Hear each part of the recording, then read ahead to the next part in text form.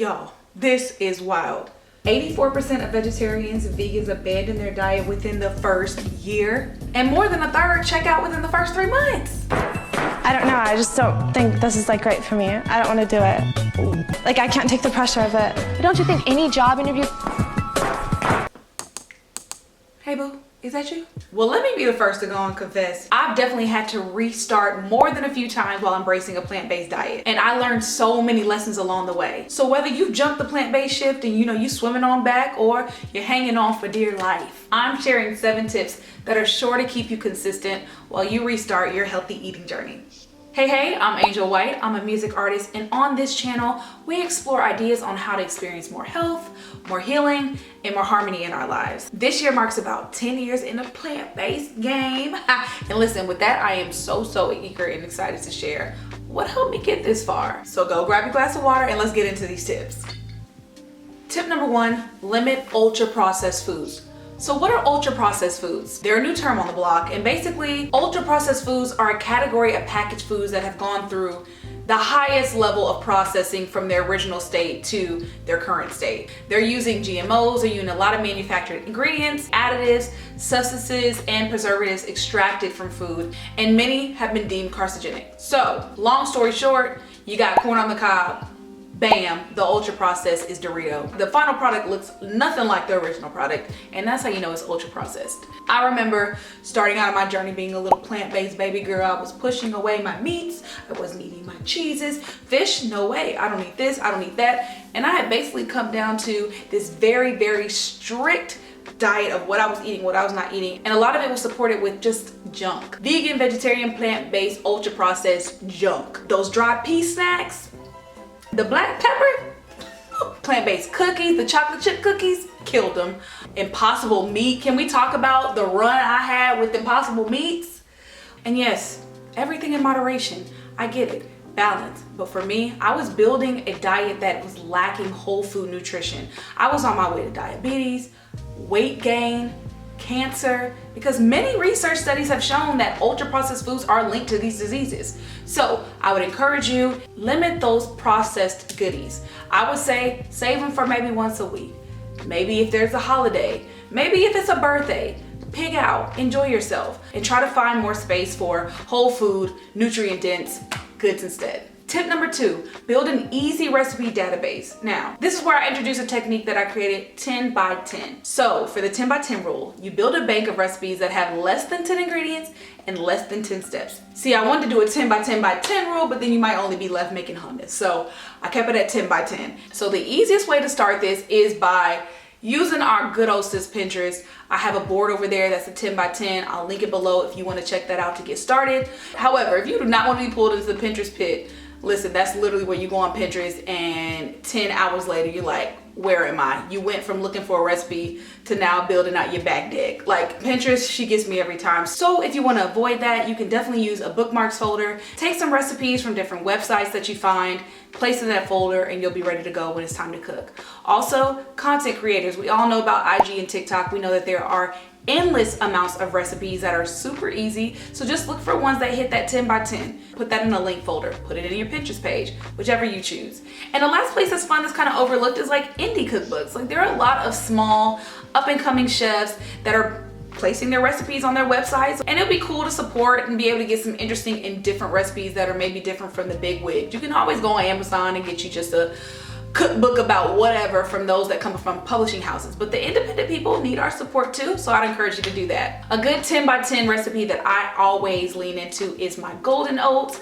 I feature those on a what I eat in a day. They're quick, they're easy. I literally can get them done. Now that's a 10 by 10 by 10 because I can get, that's 10, less than 10 ingredients, less than 10 steps, and in less than 10 minutes, and it comes out gorgeous. But they taste just as good. And for like a lunch or dinner, I do a chickpea tuna. Chickpea tuna is something that I featured on a what I eat in a day as well. That might be another 10 by 10 by 10.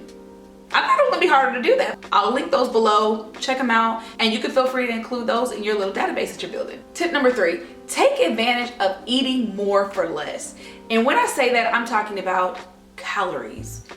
Good old calories. I'm not one to count calories. I'm not.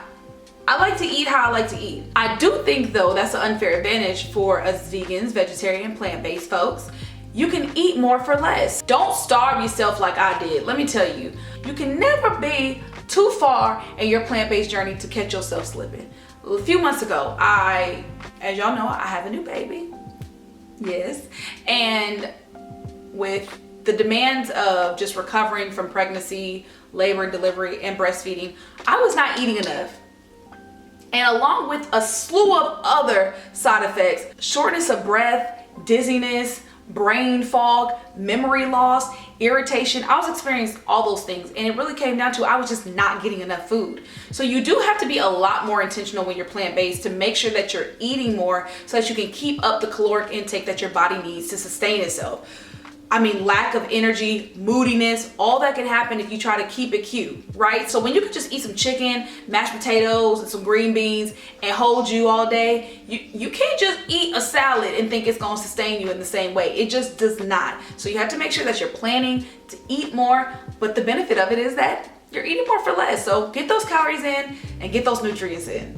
Next, decide your top 5. So this is kind of in collaboration with 10 by 10. I call it my top 5. My space had top 10, and my plant-based folks, we got top 5. Get yourself 5 meals that you know you'll enjoy and are quick and easy to make. That you know when you're having a bit of like a disconnect of like, oh, what am I gonna eat? Which all of us go through. You know that you have 5 meals that are gonna be quick, that you can pull from and have a good, hearty, nutritious meal. 2 breakfasts, 1 lunch, 2 dinners. So for my first, it would be like my golden oats, as I mentioned before, or like a breakfast veggie burrito. Super easy, right? Lunch, my chickpea tuna salad, easy. For dinner, it's just not on brand if I don't have a lettuce bowl. I'm gonna do a lettuce bowl for dinner, or I'll just do like some roasted chickpeas and some veggies. Super easy. 5 meals that I can count on, that I know I'm always gonna have those ingredients in the house. So yes, you, when you're building this database with your 10 by 10, also solidify 5 meals that you can do that are quick. My next tip would be to trust your body, trust your intuition. Intuitive eating is something that I stumbled across on the podcast, The Happiness Lab. So intuitive eating is a non-diet approach to honoring and respecting when your body's full, when your body's hungry, or cravings, or specific foods that your body is desiring, and not denying yourself. We've had to combat a lot of diet culture in America, and so this is a lifestyle that allows you to take care and respect your body and its needs and hear it out. And I was so enamored with the idea of just trusting your body and listening to your body, because along my plant-based journey, I spent a lot of time doing that. I've flowed in and out of different eating styles, different diets, because I listened to what my body needed, and I really value that. Like if I felt like I needed a little meat, I had a little animal byproduct. If I felt like I needed some butter, I had a little butter. I listened to myself. Did I stand true to being like 80 to 90% of my diet being plants, nuts, seeds, legumes? Yes. But I always allowed that space and that safety net for my body to feel like if it needed something, I'd be there to listen and receive it. So ways to experiment with intuitive eating. I would first suggest learning when you are actually hungry and when you are full.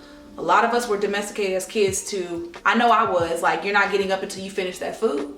That plate's gonna be empty before you get up. And we take that into our adulthood, but honestly, it's not always serving us. But with that, sometimes we suppress that actual cue in our body that tells us, hey, you don't need to eat anymore. You don't have to clean your plate. Oftentimes, a lot of us are dehydrated. We're just dehydrated and we're thinking we're hungry, but we really just need to get a little water in our body. Also, try different foods. See what your body reacts to positively and negatively. If there's something that when you eat it, your stomach starts to hurt, probably shouldn't eat it, no matter how much you enjoy it. Pay attention to how your body's responding to the food that you're giving it. Listen to your body with cravings. So oftentimes when we're having cravings, our body is desperately trying to communicate something that it needs. So for instance, if you are craving chocolate, then you're probably low in magnesium. And so you should eat some spinach, pumpkin seeds, or avocado. And last, just avoid very strict, very limiting food styles. I like plant-based because there is just room for everything. There's room for everything. And I think with intuitive eating, that's a really, really important part of it, is like be able to explore and experience a variety of foods and designate what works best for your body. If you have a craving to have something, have it. And don't shame yourself afterwards, because that's another thing. I would go into these binges where I would destroy a bag of chips, maybe more than 1 or 2. And I'm talking about full-size bags of chips. and then feel bad about it after, like, oh, I shouldn't have done that. Oh, that's not good for me. But it's like, at the end of the day, we're here for a blip, you know, compared to the grand scheme of life. And it's important to not condemn yourself and shame yourself. But as long as we know that the foundation or the majority of our eating is based in whole food practices, a little craving here and now is not gonna hurt you. So honor your body, respect your body, love your body, and just know that it is truly a privilege to have this vessel that shows up for us each and every day. Tip number 6, spice up your life. We're talking seasonings. Call to the world, spice up your life. Every boy, every girl, spice up your life. People in the world, spice up your life. Yeah, listen, love Spice Girls. Spice Girls stand here. 1, adjust your expectations. Y'all, it don't matter how much seasoning salt, Lowry's, garlic powder, pepper, whatever you put on that oyster mushroom, it's not gonna taste like a chicken wing. It's just not. And I'm tired of the people acting that way. I'm calling you. Stop it. So it's important to adjust your expectations, train your taste buds, know that things are going to taste different, and you need to allow your body time to adjust, to catch up with your decisions. Think about it. If you spent the past 25 years eating rib tips, mac and cheese, collard greens with a neck bone in it, you gotta at least give your body 6 months to start adjusting to oyster mushroom, kale greens, and a good old vegan mac and cheese. Like, you have to give yourself that grace. And don't give up. Stay strong, because over time, your taste buds and your taste preferences will begin to adapt to the new meals. And learn about seasonings. I know a lot of us know about the basics, but when you get into, you know, more of a plant-based diet, you do have to be a little more creative with the seasoning. So try something new. I would say if you want some nuttiness, add cumin. If you want a little heat, go for cayenne. If you're interested in playing around with like amino acids or nutritional yeast to add more of a cheesiness, or amino acids to add a smokiness. All these are opportunities for you to just play around and explore and learn your food. So again, spices are going to be your best friend in this journey. And my favorite spice right now is a good ground ginger. Y'all let me know in the comments what's your favorite spice. So learn about seasonings, do some different combinations, and just have fun with this. And for tip number 7, find your people. We're not made to go on this journey alone. So it's important to get a few people that are having the same goals as you, on the same journey as you, that you can share recipes, inspiration with, your ups, your downs, your highs, your lows. It really helps to have a community that you can lean into. So if you don't have anyone in your family, any of your friends that are going plant-based, here are a few places that I would suggest to build that community with. Join plant-based groups online, from Reddit to Facebook groups to a Discord group. Those are all opportunities where you can join people that have the same values as you and can really allow you to feel like you're not doing this on your own. Join a community garden. Community gardens are a great place where you can find people that value plants, whole food, organic experiences, and that can allow you an opportunity to give and also get some friendship in return. Participate in local food co-ops, go to farmers market, and connect with people that value whole food, plant-based lifestyles. And a fun one is to attend local vegan festivals or plant-based events in your area. You can also volunteer at these events. You know, oftentimes the people that are behind these events are like-minded and believe in eating whole, eating nutrient dense, and eating plants. And so that would allow you an opportunity to get connected with some people, exchange your information, go to a few meetups, and just build that group of people that are gonna really help and propel you forward in this new journey. So yes, there you have it. Those are my 7 tips to get you right on this plant-based journey. Now, if you have not fully made the transition, or you're even doing it right now, but maybe feel like you're just stumbling through it, I would encourage you to click on this video. This video includes my framework titled Fats. It helps you to transition with mindfulness and with intention. So click on this video if you're interested in learning about that. So thank you so much for joining me. I hope this helps you and serves you in such a phenomenal way. Again, stay grounded, stay growing, and I love you. Bye.